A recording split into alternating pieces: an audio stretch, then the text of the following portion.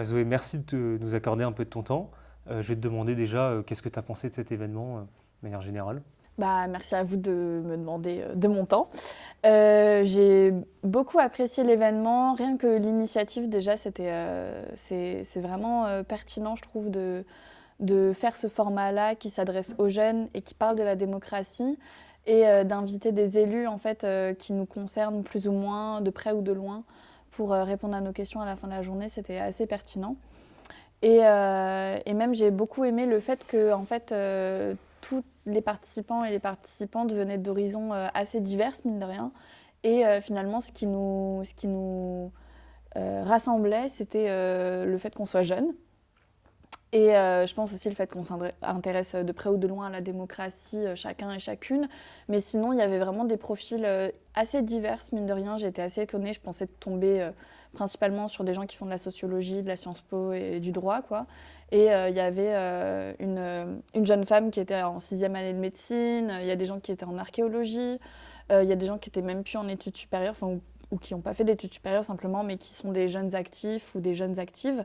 Et c'était vraiment assez enrichissant de rencontrer des profils assez divers tout au long de la journée.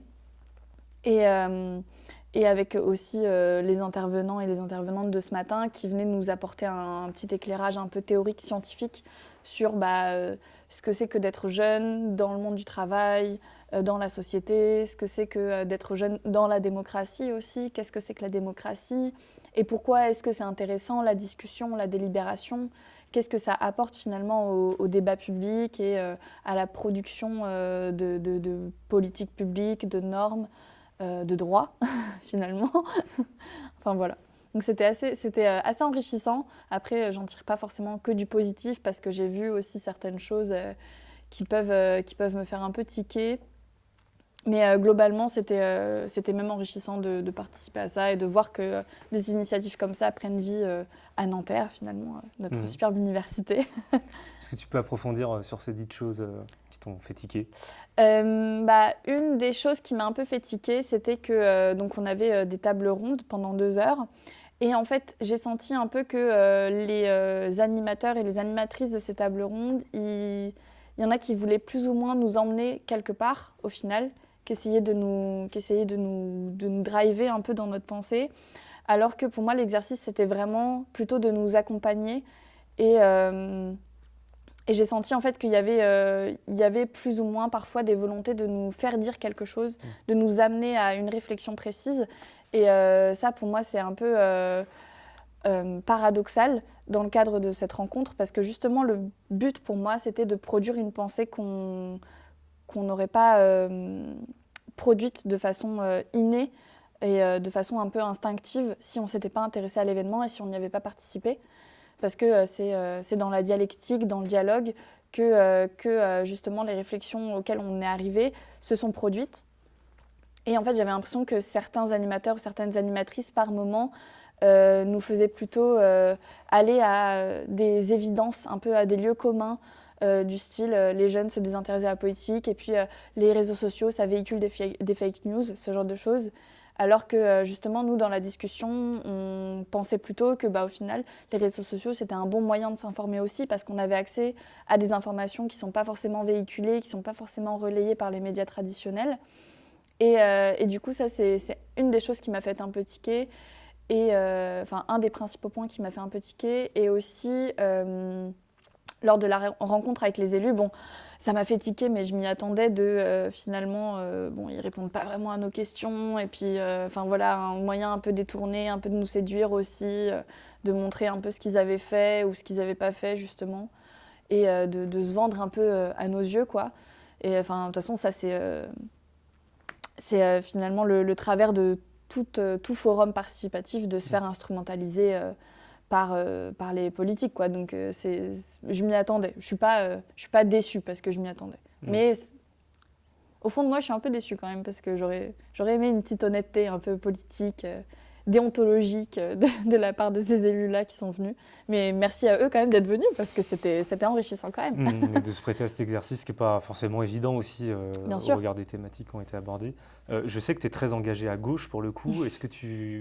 Dans quelle mesure est-ce que tu dirais que cet événement-là fait avancer les luttes qui sont tiennes? Ça fait pas tellement avancer les luttes qui sont miennes, mais ça me redonne un peu espoir, ça m'ouvre des perspectives, dans le sens où, dans le cadre de mon cursus et de mes recherches, etc., je m'intéresse beaucoup à l'égalité politique des citoyens et des individus. Et on a toujours un peu cette vision un peu théorique de chaque individu peut participer politiquement à une intelligence politique.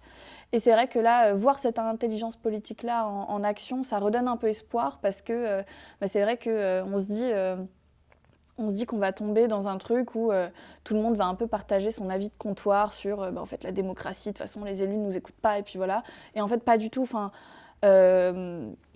quand on rencontre des profils différents, on s'enrichit les uns les autres. Et c'est vrai que moi, du coup, toute la journée, j'ai un peu apporté mon œil de juriste aux discussions des tables rondes.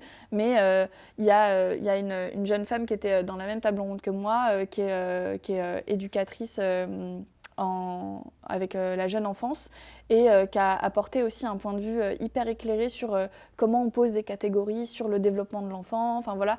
Et en fait, du coup, ça fait qu'il y a plein d'expertises comme ça, plein d'expériences individuelles et subjectives qui se rencontrent et qui font que même si on pense qu'on va tomber dans des lieux communs un peu faciles, au final on arrive à développer quelque chose d'assez étayé qui mérite, je pense, approfondissement et plus de détails.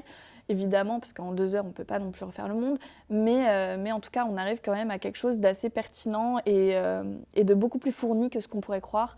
Et là-dedans, ça me redonne assez espoir sur mes domaines de prédilection, on va dire.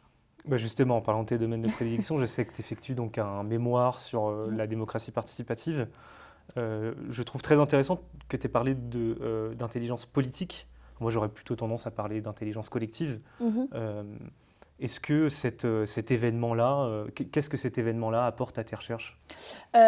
Du coup, juste pour préciser, on ne peut pas mettre ça sous la bannière démocratie participative et en même temps on peut un peu la mettre. Mais moi, je travaille sur la démocratie représentative et peut-être que je pourrais la qualifier d'alternative parce que je travaille sur les conventions citoyennes tirées au sort dans le cadre de l'Irlande. Et donc, je m'intéresse en fait à comment sont mises en place ces conventions citoyennes, quelles règles sont mises en place par les pouvoirs publics et les pouvoirs politiques pour la mise en place de ces règles et pour la mise en place de ces conventions, de ces assemblées et pour leur fonctionnement. Et donc, en fait, ce qui est assez marrant, c'est qu'au final, ces assemblées-là, elles fonctionnent assez comme ce qu'on a vu aujourd'hui.